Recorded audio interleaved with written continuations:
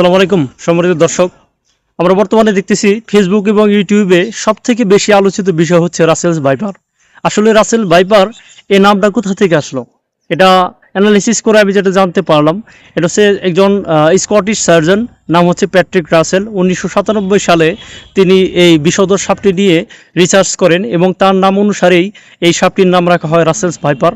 এটি হচ্ছে পৃথিবীর 4টি বিষধর সাপের মধ্যে এটি একটি, এবং এর সাইজও হচ্ছে 4টি বিষধর সাপের মধ্যে একটি, অর্থাৎ আকারে এটি অনেক বড়। এই রাসেলস ভাইপার সাপটি সাঁতার কাটতে অনেকটাই পটু। এটি পানির মাধ্যমে সারা দেশে ছড়িয়ে পড়তেছে। পদ্মা এবং যমুনা নদীর অববাহিকায় এটি সবথেকে বেশি বিচরণ করতেছে এবং এটির আবাসস্থল হচ্ছে মূলত জনবহুল এলাকা থেকে দূরে, অর্থাৎ যারা গৃহবাড়িতে যারা অবস্থান করেন তাদের ভয়ের কিছু নাই। এটা থাকে হচ্ছে নিম্নভূমিতে, বলা যায় যেখানে ফসলের